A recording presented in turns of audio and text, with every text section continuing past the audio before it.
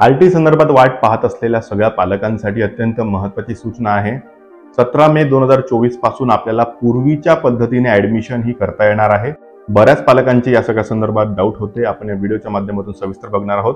नमस्कार, माझं नाव आहे ॲडव्होकेट वैभव एडके।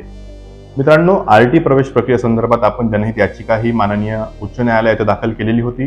त्यानंतर या याचिकेवर माननीय उच्च न्यायालयातर्फे स्टे देण्यात आलेला होता आणि त्या स्टेवरती आता राज्य सरकारने एक मोठा निर्णय घेतलेला आहे आणि तो निर्णय म्हणजे पूर्वीच्या पद्धतीने आता विद्यार्थ्यांना आरटी संदर्भातले प्रवेश करता येणार आहे, तशा संदर्भातले ॲडमिशन्स करता येणार आहे। यामध्ये आपण प्रायव्हेट शाळा सुद्धा आता सिलेक्ट करू शकणार आहात। 17 मे 2024 पासून या सगळ्या संदर्भातली प्रक्रियेला सुरुवात होणार आहे। ज्या पालकांनी ऑलरेडी ॲडमिशन केली आहे, म्हणजे ऑलरेडी आपले ॲप्लिकेशन फॉर्म भरलेले आहेत ते पालक, आणि ज्या पालकांनी आपलं ॲप्लिकेशन फॉर्म भरलेला नाही असे सुद्धा पालक या सगळ्यांमध्ये आपलं ॲप्लिकेशन फॉर्म हे भरू शकणार आहे।